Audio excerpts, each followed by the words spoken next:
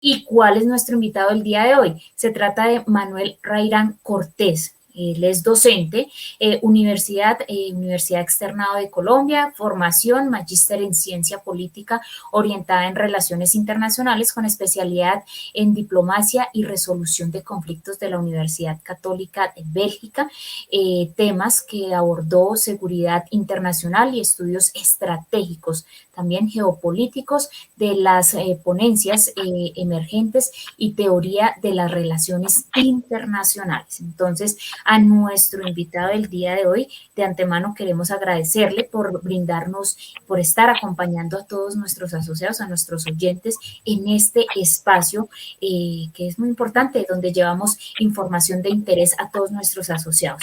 A Manuel Rairán, muchísimas gracias por haber aceptado esta invitación y bienvenido a nuestro programa El Solidario y a nuestra sección de Vive la Noticia.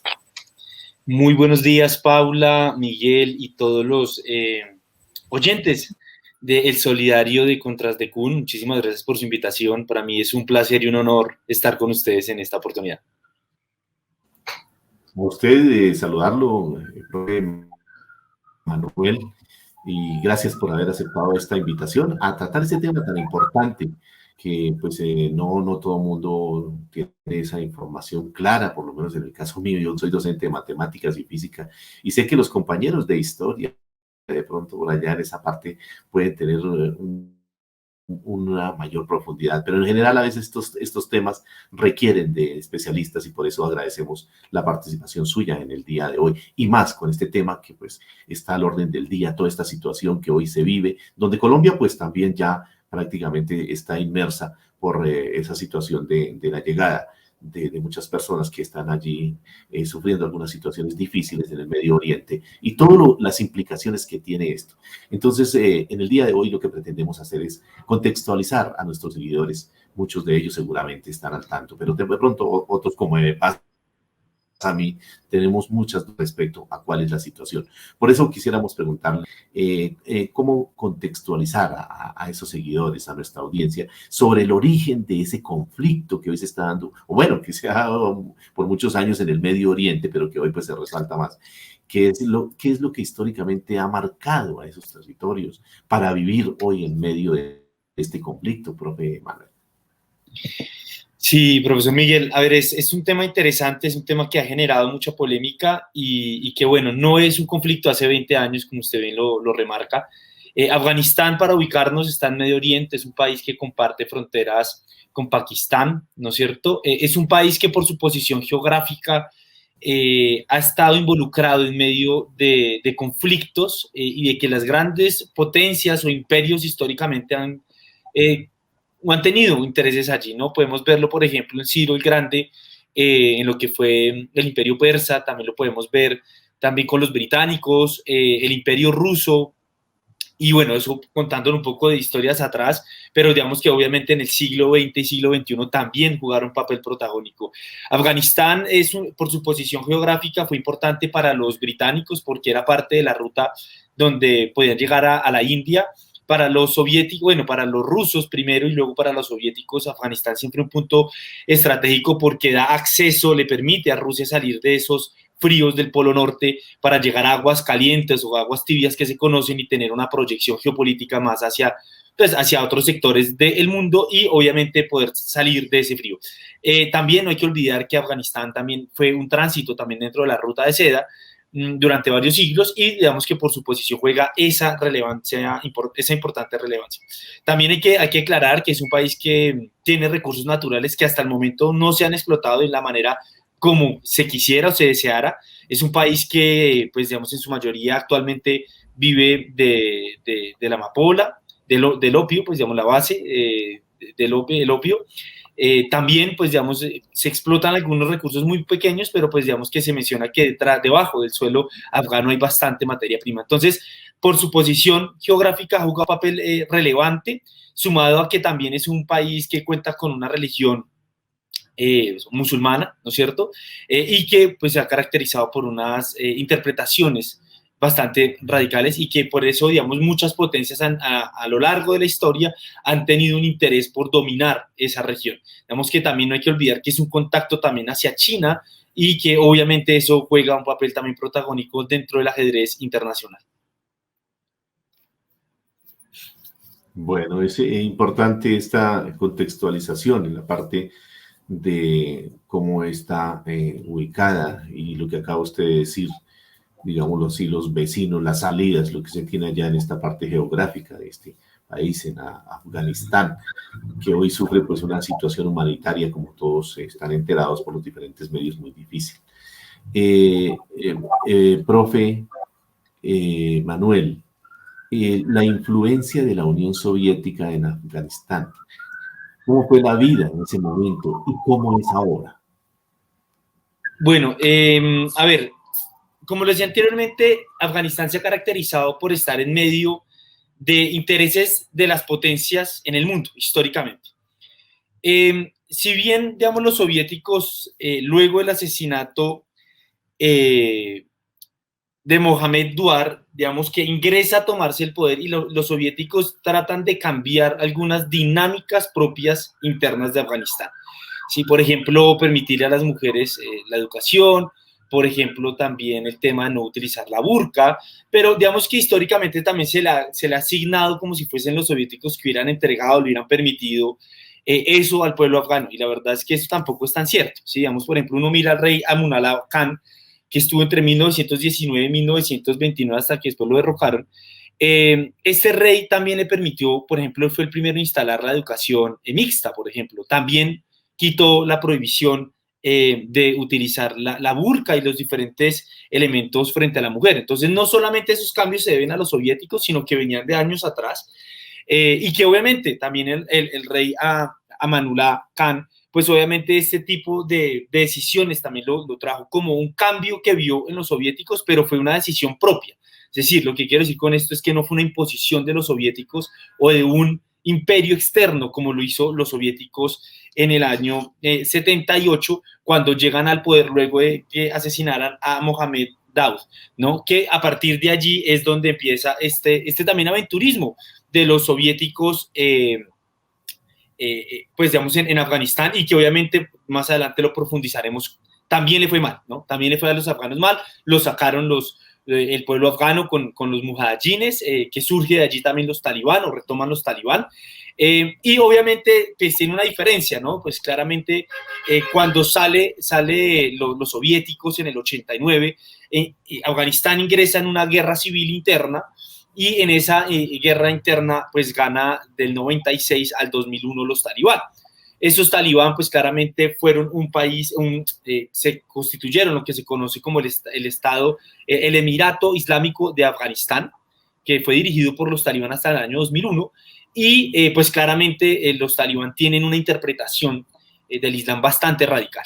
Tienen una interpretación muy, muy radical, y obviamente pues eso volvieron a someter a la mujer, a anular a la mujer dentro de la sociedad. Ahora, también ahorita en los medios de comunicación nos han dicho mucho, no, es que durante estos 20 años los estadounidenses y la coalición de la OTAN le permitió a las mujeres unos ciertos derechos. Eso tampoco es tan cierto. Si uno lo mira ya las cifras, a la luz de las cifras de Naciones Unidas, pues las condiciones de las mujeres en términos generales siguió siendo igual, ¿no? Si quieren más adelante hablamos un poco de esas cifras de las mujeres, pero pues digamos que son algunos de los relatos que se han construido alrededor de Afganistán, y que cuando uno revisa pues eso no es tan cierto. Entonces sí hubo cambios, realmente unos cambios que se le permitió a la mujer, la educación, el trabajo, el no utilizar la burka dentro del periodo soviético. Luego vimos pues este momento oscuro con los talibán, donde nuevamente a la mujer la restringen de todo, y durante 20 años que estuvieron los estadounidenses y la coalición de la OTAN y países occidentales, pues la mujer vuelve a retornar,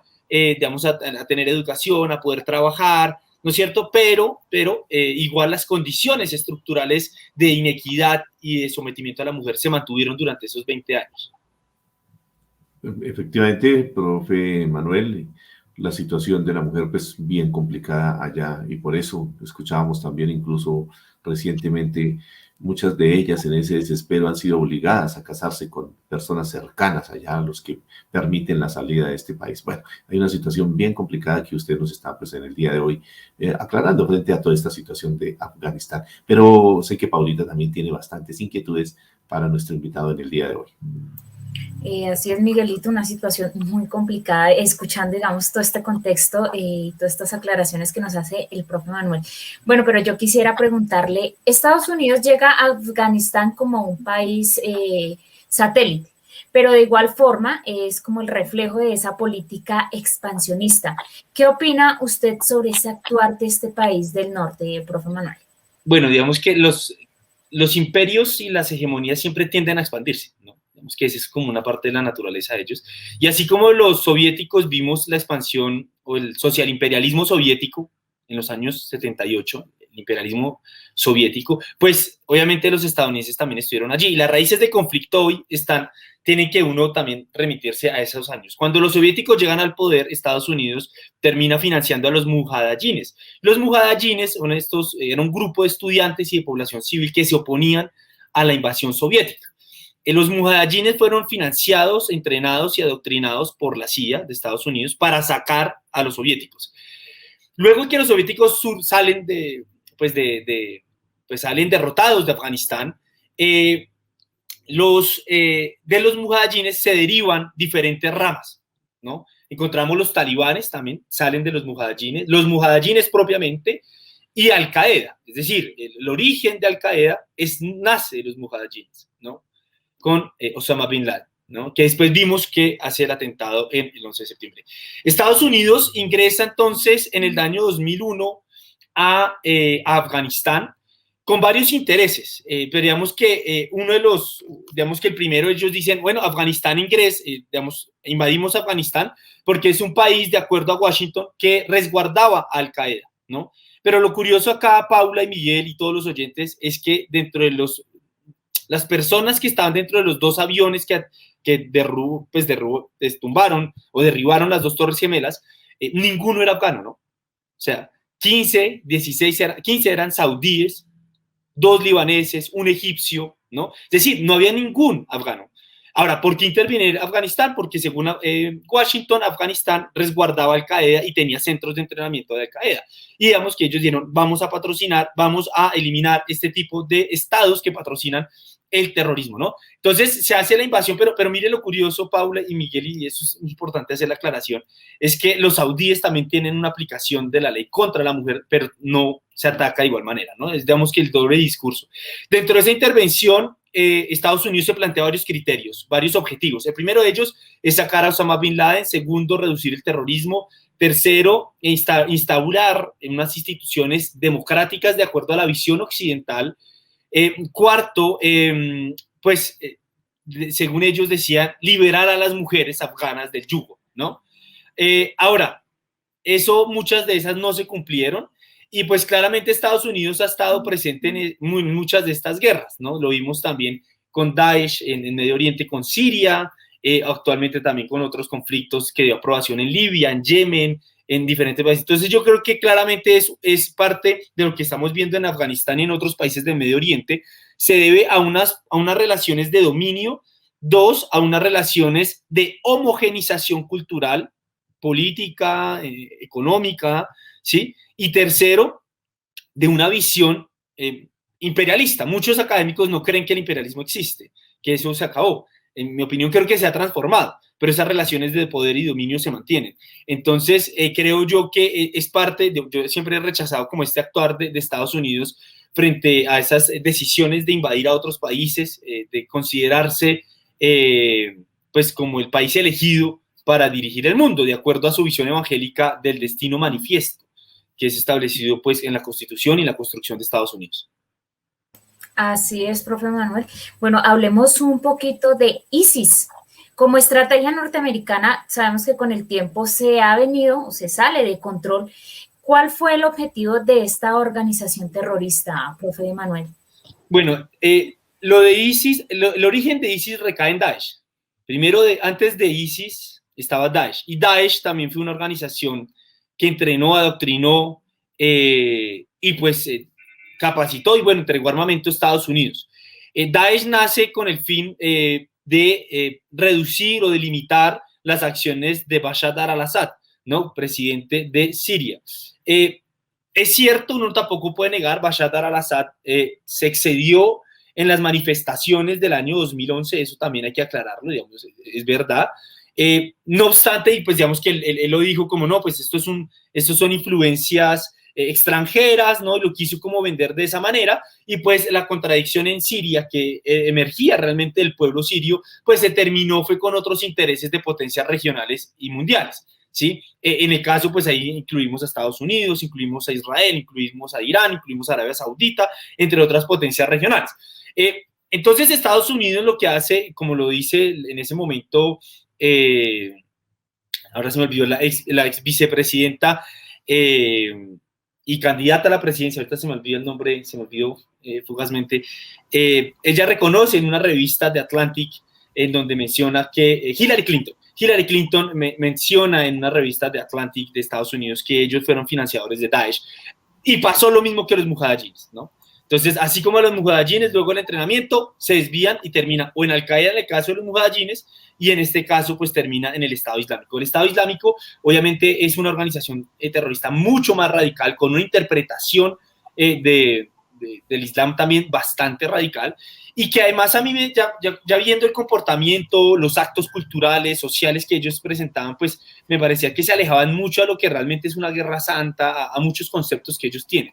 Y que pues uno veía algunos intereses. Entonces, como tal, el Estado Islámico funcionaba como una manera para derrocar a lo que era Siria y pues generar mayor inestabilidad en Medio Oriente, pero que eso también se le salió de las manos, porque además el Estado Islámico en el año 2017, 2018, llegó a decir incluso que no reconocía las fronteras de Medio Oriente, porque las fronteras de Medio Oriente, para recordarlo, fueron literalmente trazadas entre franceses y británicos a través del tratado Sykes-Picot en el año 1919, después de la Primera Guerra Mundial, incumpliéndole una promesa que le habían hecho estas dos potencias al pueblo árabe y musulmán en Medio Oriente, ¿no? Y pues obviamente pues Estado Islámico no reconoce, inclusive llegó a no reconocer estas fronteras políticas delimitadas por estas dos potencias en estos años, y querían pues decir que el Islam pues digamos que era reconfigurar lo que era el Medio Oriente. Entonces claramente el Estado Islámico es una organización que además también tiene una interpretación mucho más radical, y que inclusive lo estamos viendo ahorita hoy con el ISIS-K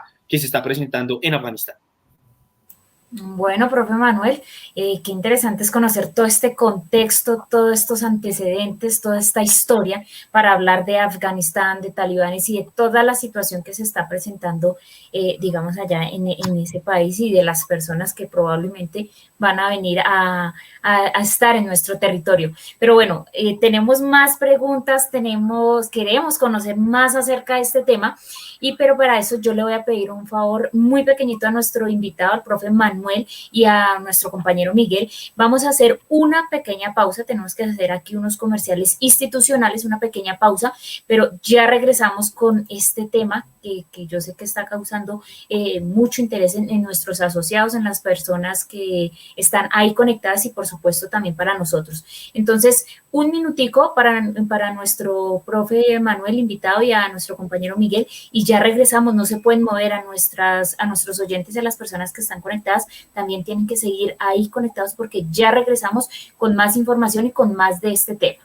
A las 10:32 de la mañana retomamos aquí con nuestro invitado Manuel Rairán Cortés, recordemos, docente que nos está contextualizando este tema que tenemos el día de hoy, es el conflicto de Medio Oriente desde la crisis de Afganistán en la era talibán.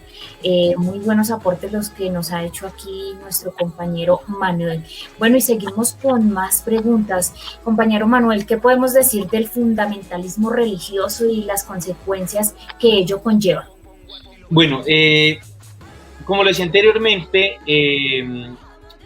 esto, pues digamos, el Estado Islámico, los talibán, tiene una interpretación muy radical sobre el Corán, digamos, y parte de ello pues maneja lo que es la ley Sharia y lo que es el honor del hombre, ¿no? Entonces ellos consideran que la mujer no puede afectar el honor del hombre, y la ley Sharia lo que hace es una ley moralista, es una ley que dice cómo la mujer debe, y pues los seres humanos en general, deben de comportarse dentro de la sociedad. Pero esa ley Sharia, en última, lo que apunta es una interpretación donde busca anular a la mujer por completo, ¿no?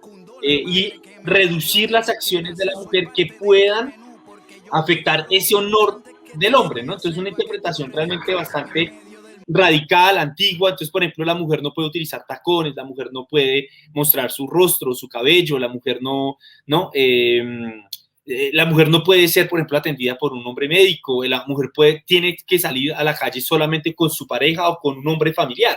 Entonces, estas son interpretaciones, y además que esto lleva años, ¿no? O sea, esto no es nuevo, esto no es reciente, sino que son interpretaciones que se han pasado durante los años y que obviamente eso ha generado diferentes conflictos entre ellos. Pero quiero también hacer una aclaración porque se ha dicho muy mal durante los últimos años y se considera que en Medio Oriente la gente pues digamos que las guerras en Medio Oriente se dan simplemente porque son personas pues bárbaros y que no entienden y que por la interpretación de la religión. Y yo no creo eso. O sea, yo estoy más cada vez convencido que cada vez que leo sobre estos temas, que he escrito sobre estos temas, yo me doy cuenta que en Medio Oriente los conflictos van más allá de la religión. Los conflictos van por unos intereses políticos, por unos intereses económicos, por unos intereses geopolíticos de algunas potencias mundiales y regionales a lo largo de toda la historia. Ahora, que a Occidente y a otras potencias les conviene establecer en la palestra pública este discurso y que es que allá pues se agarran es porque son unos fundamentalistas, pues obviamente les conviene porque pasan sus intereses y sus consecuencias a unos actores y dejan de lado la responsabilidad que tienen estas potencias regionales y mundiales. Entonces, claramente sí, no se puede desconocer que existen unas interpretaciones realmente radicales y que pues condeno ese tipo también de actos en donde se anula a la mujer, ¿sí? Y que bueno, digamos que ese es parte como el ejercicio de la interpretación y que sí juega un papel relevante, pero que también, y con esto termino, las potencias, y en especial Estados Unidos, siempre ha manoseado, perdónenme la expresión, Paola y Miguel, pero ha manoseado los derechos de las mujeres. Entonces, vamos a liberar a las mujeres, vamos a darle los derechos a las mujeres. Pero vuelvo a reiterar, cuando uno ve la situación de las mujeres en Afganistán luego de 20 años, pues sigue siendo terrible. Aún estando en un mundo supuestamente occidentalizado, en un mundo pues realmente, pues la situación de la mujer sigue siendo igual y que simplemente ha sido manoseado, utilizado con el fin de políticos, ¿no? Así es, profe Manuel. Bueno, con esto que venimos hablando de estos, llamémoslo así, como de estas cosas que habían conseguido las mujeres y que ahorita vuelve un poquito como a retroceder, ¿se puede decir que estas leyes de los talibanes ponen en desventaja a las mujeres y sus derechos por encima de los varones de su pueblo? ¿O cómo lo veríamos ahí en esa parte? Sí, en efecto, digamos, de acuerdo a la ley Sharia y como les decía anteriormente, hace honor del hombre, en efecto sí se busca anular a la mujer, pero me parece algo curioso. Hace como 15, 20 días estuve en el programa de Blue Radio, en la sala de Blue con Juan Roberto Vargas, y él me decía, pero ¿cómo era posible que en el siglo XXI una religión? Yo le decía, bueno, también hay que entender que el cristianismo también cometió esto. Y de hecho, aún existen algunas visiones del catolicismo, cristianismo, que también tratan de responsabilizar y reducir a la mujer en muchos aspectos. No quiero entrar en polémica, pero el aborto, que la mujer no puede salir a tomar, etcétera. Históricamente también la cultura, este tipo de culturas occidentales también satanizaron el comportamiento de ciertas mujeres. Ahora, claro, allá es pues mucho más radical, pero pues esto no es exclusivamente de una religión y también quiero dejar eso claro. ¿Sí? Esto lo podemos ver en diferentes religiones donde, y que viene una estructura machista y que esa estructura machista está transversal en toda la humanidad. ¿Sí? Entonces, es eso lo que quisiera hacer como esa aclaración. Bueno, mi compañero Miguelito también tiene aquí más preguntas para nuestro invitado. Ya para recordarle a las personas que están llegando, tenemos al docente Manuel Raigán. Bueno, compañero Miguel, ¿qué más preguntas tenemos aquí para nuestro invitado? Sí, mi profe Manuel, el Islam es una religión monoteísta, ha impactado a los pueblos del Medio Oriente. ¿Cómo podemos describir sus dos grandes fuerzas de los chiitas y los sunitas? Sí, perfecto. Qué buena pregunta. A ver, entonces existen dos vertientes y dos también interpretaciones, ¿no?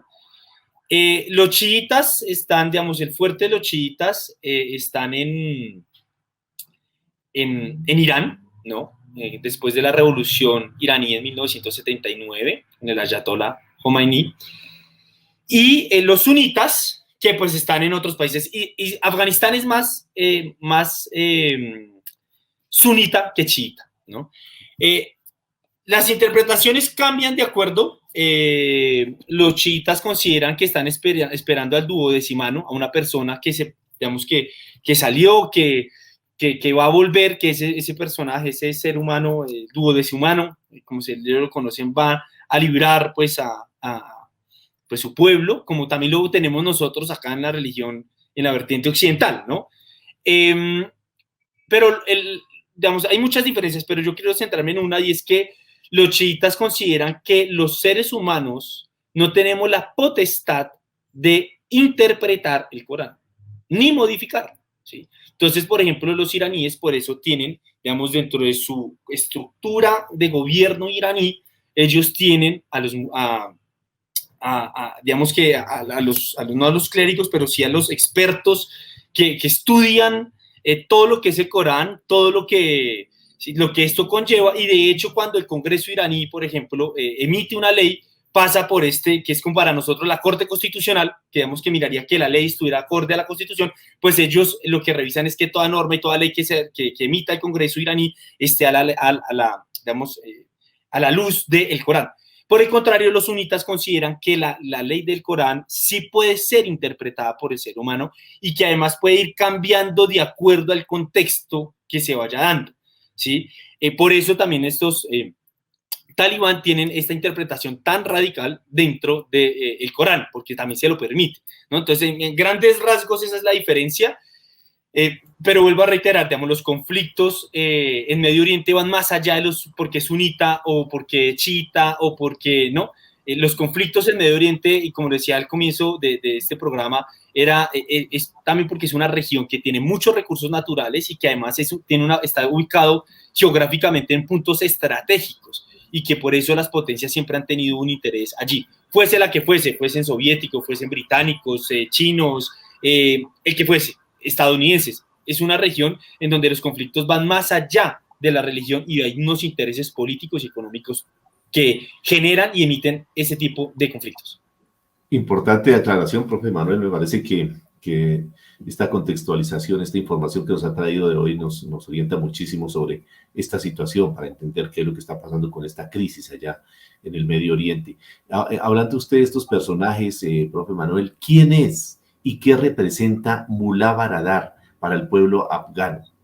Sí, bueno, Mullah Baradar, él es el fundador de los talibán, también con el Mullah Omar, que falleció.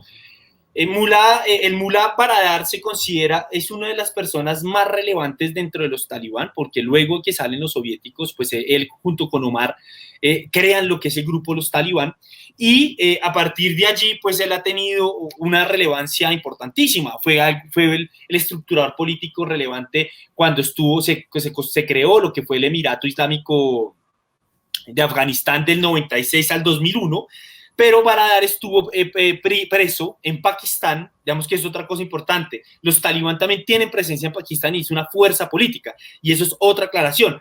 El Occidente, digamos, las potencias occidentales nos han dicho, no, los talibán son unos hombres allá barbudos con unas ametralladoras, unos asesinos, pero son corrientes políticas, o sea, también están en la política. Y en ese sentido, pues los talibán también juegan un papel relevante en el país vecino que es Pakistán. No obstante, en el año 2010, el Mullah Baradar fue capturado en Pakistán, y en 2018, por presión de los Estados Unidos propiamente, le pide a Pakistán que lo liberen. Cuando lo liberan, Baradar termina en Qatar, y en Qatar es donde sella la negociación con el expresidente Donald Trump en el año 2020. ¿Sí? Entonces, Baradar es importante por eso. Y allí hay otros que también son relevantes allí en Afganistán, pero Baradar, esa es su importancia, y que hoy lo vemos que además está asumiendo el poder dentro de Afganistán luego que los estadounidenses y sus aliados se retiraran de este país. Muy interesante toda esta conversación. Mire cómo es de bonito este tema, y a veces uno pues digamos como que no los aborda. Creo que es un acierto tocar estos temas aquí en El Solidario. Bueno, una inquietud bien importante, profe Manuel. ¿Cuál es ese interés? ¿Por qué andan metiendo las narices, como dicen por allá, Estados Unidos, Rusia, el Reino Unido, Francia, en estos territorios del Medio Oriente? Bueno, como lo decía anteriormente, uno son los recursos naturales, digamos que son países que son ricos en gas, en petróleo y en otro tipo de materias primas fundamentales para la producción. Lo segundo es que además por su ubicación es clave, digamos que es una posición que además si usted mira un mapa está colinda con los países de Asia Central, que son países que pues comparten su frontera con Rusia, una potencia que siempre ha sido históricamente fundamental o importante dentro del escenario internacional, pero además también es una región donde está ubicada que comparte también con dos países relevantes actualmente por su economía y por su expansión geográfica, que es China y la India, y que obviamente comparte países claramente con Turquía, que pues es el tapón o es el país que conecta lo que es Europa occidental con Medio Oriente. También no hay que olvidar, y esto también es otra cosa que me gusta aclararla, y es que históricamente, aparte que nos han dicho, no, es que esa gente de Medio Oriente es como, se pelean por arena, dice mucha gente de manera despectiva, que además se pelean por religión, y olvidan que realmente esa región es una de las regiones más importantes de la historia de la humanidad. Son culturas milenarias, son culturas que le aportaron al álgebra, a la matemática, ¿no? El imperio persa fue algo fundamental, el imperio otomano, o sea, históricamente es una región que parte del avance también de las sociedades en el mundo nacen allí. Entonces, digamos que a mí me parece relevante decir esto, porque comúnmente en Occidente, con esa supremacía occidental que tenemos y esa arrogancia que creemos que la humanidad se formó fue a partir de los griegos y los romanos, cuando la humanidad va mucho más allá atrás y que esta región del mundo es fundamental en muchos aspectos. Entonces, por eso los países de Medio Oriente, los países como Francia, Estados Unidos, Reino Unido, han tenido un interés por esa región, por recursos, por una posición geográfica, ¿no? Y porque además es un punto de encuentro de diferentes potencias, Rusia, Irán, China, India, ¿no? Que además conecta geográficamente también hacia el sur con el Golfo Pérsico, ¿no? Donde transita más o menos el 70% del petróleo transita por esa zona, ¿no? Entonces, esa es su relevancia y su importancia. Profe Manuel, muy interesante. Quisiéramos hacer aquí una pequeña pausa, pero es para lo siguiente. Profe Manuel, ¿le gusta la música griega? Sí, a mí me gusta, de verdad, soy un ignorante en esos temas, pero me gusta siempre escucharla. Creo que eso es los placeres de la vida. Bueno, entonces, antes de ir con las siguientes preguntas que Paulita tiene ya en los últimos minuticos, quisiéramos también no dejar pasar por alto esta situación, pues que se presentó esta semana, y por eso Mauricio con este tema musical nos va aquí a introducir esta breve pausa que vamos a hacer en ese sentido. Entonces, Mauricio, escuchémosla.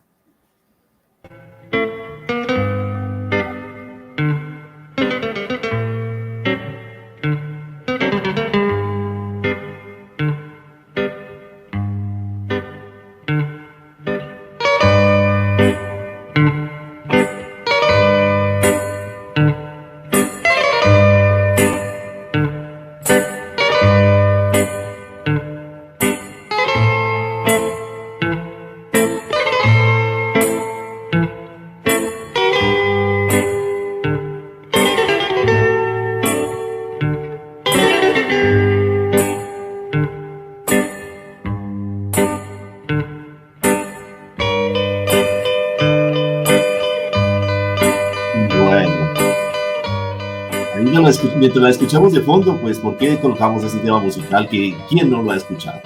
Yo creo que es una canción mundialmente conocida.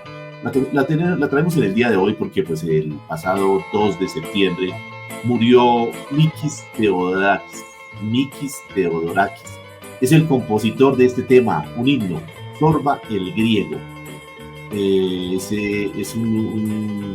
Era un cantante fallecido el 2 de septiembre, como él decía, en Atenas. Tenía 96 años, pero fue una de las figuras más importantes de la Grecia contemporánea. Theodorakis también encarnó las luchas políticas, las luchas sociales que se marcaron en su país y en el mundo en el siglo XX. fundó varios partidos, fue parlamentario, fue ministro, militante comunista durante gran parte de su vida, activista, defensor vociferante de la libertad, del medio ambiente, de los derechos humanos, de la infancia y un opositor acérrimo a la violencia y a la guerra. Zorba el Griego es el tema que estamos escuchando, es el personaje también que se inmortalizó en una película y que lo hizo un mexicano, Anthony Quinn, que fue estrella en Hollywood. Fue ese actor que inmortalizó, como ya le decía, este personaje con este baile bien característico de este país. Zorba el Griego, paz en la tumba de Mihalis o Mikis Theodorakis. Bueno, entonces ya haciendo esta pausa musical aquí, retomamos nuevamente con nuestro invitado en el día de hoy. Es nada menos que el profesor Manuel Raider Cortés, quien es docente, que nos trae en el día de hoy información sobre lo que hoy está pasando en el Medio Oriente. Y sé que Paulita tiene una pregunta que tiene que ver con nuestro país precisamente, Paulita. Bueno, yo quisiera preguntarle al profe Manuel, ¿qué opinión tiene usted acerca de ese recibimiento y acogida que el gobierno colombiano le va a dar a más de 4.000 afganos que ya, sabemos que ya están empezando a llegar a nuestro país? Y también quisiera conocer como esa opinión, ¿qué tan temporal, como dice el gobierno, que es temporalmente la estadía de los afganos en nuestro territorio, qué tan temporal es? Bueno, eso es un desafío y realmente, antes de hablar de eso, y que esto es una muestra del fracaso de Estados Unidos, ¿no? O sea, es un fracaso realmente de Estados Unidos, 20 años, así como los soviéticos salieron, los británicos salieron, pues Estados Unidos sale, los talibán llegan al poder de nuevo, y lo que hace Estados Unidos es, en últimas, a ver, la salida de Estados Unidos de Afganistán no solamente se debe a que no cumplieron los objetivos, que lleva más de 5 años, que a los costos hoy de directos e indirectos, las guerras después del 11 de septiembre, tanto la Irak como la de Afganistán, le costó a Estados Unidos 5.8 billones de dólares y que claramente Estados Unidos tiene que retirarse de estos países de Irak, de Afganistán, entre otros, porque está reconfigurando sus fuerzas para hacerle frente a China, ¿no? Que es un país que cada vez más crece económicamente y que desafía, pues digamos, como esa estructura hegemónica de los Estados Unidos. En ese sentido, lo que este repartimiento, por decirlo de alguna manera, de los afganos, primero es una muestra de fracaso de lo que hicieron los Estados Unidos, pero además yo lo he llamado así como la socialización de las pérdidas, ¿no? El primer perdedor acá fue el pueblo afgano, sin lugar a dudas, es el pueblo afgano. Porque mucha gente va a quedar en los campos de refugiados, y ustedes sabrán que los campos de refugiados, los refugiados duran 20, 30 años con esa categoría jurídica a nivel internacional y no pueden hacer su vida. Ahora, frente a Colombia, entonces Colombia claramente acepta estos afganos en términos, yo lo considero, bueno, primero es un tema de solidaridad, porque realmente se genera una incertidumbre y que no saben qué hacer. Muchos de esas personas trabajaron con las fuerzas militares estadounidenses, británicas, alemanas, etcétera, y que posiblemente iban a ser, como ya se ha mostrado, iban a ser asesinados por los talibanes. Ahora, ¿por qué Colombia lo hace? Yo creo que lo hace uno, pues el presidente Duque con el presidente Biden no han tenido una muy buena relación, ¿no? Entonces yo creo que es una manera de congraciarse con Biden, el primer punto. Lo segundo, la plata, sí, en efecto, esta plata viene de Estados Unidos a través de USAID, es decir, el Estado colombiano no va a poner un peso. Lo que Colombia va a poner pues son las instalaciones para que ellos se queden. Ahora, es una buena pregunta, Paula, porque lo que nos dices tú es ¿cuánto tiempo? Y eso pues no lo sabemos, porque eso depende de Estados Unidos. Y yo creo que Estados Unidos se ve obligado a esto, primero porque no sabe qué hacer en Afganistán. Lo segundo es que claramente hoy Biden está soportando una división interna política muy fuerte y que además no sabe cómo eso, digamos, internamente también le aprueban los fondos para ello. Y lo tercero es dónde mete la gente también. Entonces yo recibo a los afganos en Estados Unidos y ¿dónde los meto? ¿A qué estado los meto? Entonces también hay una discusión interna muy fuerte y que eso es lo que nos dice Paula, pues claramente es una pregunta acertada. ¿Cuánto tiempo? La verdad no sabemos. Porque además, primero, tiene que haber una unidad interna en Estados Unidos para aceptarlo. Lo segundo, el registro del papeleo. Sí, en Alemania, muchos vienen de Alemania, otros vienen de Qatar, ya se ha hecho un adelanto de los papeleos, pero ya se ha evidenciado que, por ejemplo, hay filtraciones de talibanes con estas personas, ¿sí? Ahora, a mí lo que me parece curioso, y con esto termino, claro, en Colombia se ha generado ese sentimiento de xenofobia por todo lo que ha pasado en la migración venezolana también, pero les quiero dar unos datos y miren, a veces los colombianos somos muy parroquiales. Mientras que por cada migrante en Colombia hay 365 colombianos, ¿vale? Por cada migrante en Colombia hay 365 colombianos. Pero mire este dato. Por cada migrante en Colombia hay 35 migrantes colombianos en el exterior. ¿Sí? Por cada migrante en Colombia hay 365 colombianos. Pero por cada migrante en Colombia hay 35 por fuera. O sea, es decir, que Colombia saca más gente de la que recibe. Y aún así, somos muy xenófobos. Yo viví en el exterior 2 años, viví en Bélgica. Y muchos de nosotros tenemos familiares en el exterior. Y sabemos lo que es la xenofobia, sabemos qué es el rechazo, sabemos los comentarios de Pablo Escobar, sabemos el rechazo por ser sudaca, como le dicen a uno. Entonces me parece, esa cifra me impactó a mí cuando la revisé en el DANE, yo decía, o sea, somos bien parroquiales, o sea, somos de verdad, somos un país que exporta. Colombia tiene más o menos 5 a 6 millones de colombianos en el exterior, buscando oportunidades por el conflicto armado o, en fin, por otras razones, por estudio, ¿sí? Pero en últimas, claramente esta decisión del presidente Duque lo que genera es una discusión mucho más fuerte, pues internamente dentro del país y que claramente eso le genera pues una presión más al gobierno, ¿no? Porque pues digamos está la situación de Venezuela y también pues los afganos. No se sabe cuánto tiempo, la verdad, no sabré decirte, porque eso depende de la unidad que exista en Estados Unidos y donde ellos allá internamente, ¿qué van a hacer con ellos? ¿Qué empleo les van a dar? ¿Dónde los van a mandar? ¿A qué estados? ¿Qué estados los van a recibir? Y la pregunta es, bueno, ¿y si allá no lo reciben? Digamos que dentro del papeleo de inmigración le dicen, no, usted no es apto, entonces, ¿qué hacemos con ellos? ¿Lo devuelven a Afganistán? ¿Lo devuelven a Qatar? ¿Lo devuelven a Alemania? No sé. Preocupante sí lo es, porque hay una migración de toda esta población que está asediada en medio de un crecimiento del nacionalismo, del populismo y de la extrema derecha, lo que es preocupante. Es decir, hay más migraciones en medio de una tendencia de la xenofobia en el mundo, que nunca se ha ido, pero se ha agudizado. Bastante complejo y complicado, llamaría yo este tema. Bueno, profe Manuel, aquí se nos acabó el tiempo. Esperamos poderlo tener en un próximo programa, pero yo quiero que antes de irnos, en 2 minuticos, ¿qué viene para el pueblo afgano? ¿Hay esperanza de una nueva forma de gobierno de pronto un poco más humana e incluyente para este pueblo históricamente sufrido? La verdad lo veo muy difícil, porque así como Estados Unidos no entendió, ni los británicos, ninguna otra potencia, ni los soviéticos entendieron, y Afganistán se caracteriza por tener muchas comunidades, está llena de comunidades étnicas, y ya hemos visto que al interior ha habido guerras. Están por un lado los talibán, que están actualmente, hace 20 horas, así ya, bueno, 3 días, pero hace 20 horas se han agudizado los conflictos en el Valle del Pashir, contra el Frente del Movimiento de Resistencia Nacional, que se caracteriza por ser los mujahidines de esa época. Entonces tenemos a los talibanes, a los mujahidines y tenemos a ISIS-K de Khorasan, que es una región que comparte Pakistán con Afganistán. ¿Qué es lo que yo veo? Posiblemente se viene una guerra civil interna. ¿Qué fuerza va a tomar ese poder? No se sabe. Rusia hace 2 horas mencionó que ellos no se van a meter en las mesas de negociación internamente allá. Van a dejar cómo ellos resuelvan, que es lo ideal siempre fuese que lo fueran las mesas diplomáticas. Yo creo, hace poco en Blue Radio me también preguntaban, bueno, ¿cuál es la solución? Para mí la solución es que la comunidad internacional debe generar espacios diplomáticos para que las fuerzas políticas de Afganistán se sienten a negociar de manera política, del diálogo, de la negociación, no con las armas. No obstante, ya hemos visto las potencias no están como interesadas en esto, están dejando que se armen y que allá pues resuelvan eso pues literalmente con armas.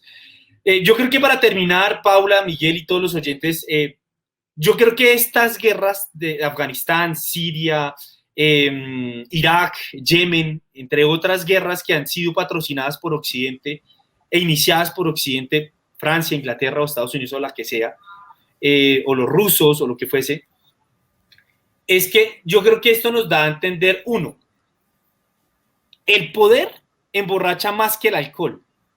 Y cuando el poder emborracha más que el alcohol, las personas y los estados generan imprudencias. 2, hacer la guerra es fácil. Terminarla es lo difícil. Usted no sabe cómo ni cuándo termina. Y 3, Creo que esto es una muestra de que estas políticas imperialistas de homogenización, de expansionismo, no han dado resultado y no van a dar resultados en la medida que entre los estados no se respeten y en la medida que las grandes potencias respeten la autodeterminación de los pueblos, que está consagrado en la Carta de Naciones Unidas, en la Carta Fundacional de San Francisco, en donde se dice que se tiene que respetar la autodeterminación de los pueblos. Es decir, que los mismos pueblos resuelvan sus conflictos sin intervenciones de potencias o de externos.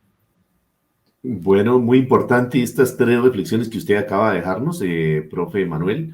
Y yo le agregaría una cuarta, pero esta es una pregunta, y una pregunta para cerrar con humor. Yo no me explico por qué los afganos llegan o buscan llegar a Colombia sabiendo que en Colombia tenemos como presidente a un talibán. Bueno, gracias, profe Manuel, por esta intervención en el día de hoy. Excelente, de verdad que ha sido muy importante sus aportes. En nombre del Solidario de nuestra cooperativa Cotrafut, gracias por haber aceptado esta invitación y por la información que nos trajo en el día de hoy. A ustedes muchísimas gracias por la invitación y acá siempre presto a colaborarles para lo que necesiten de la vida internacional.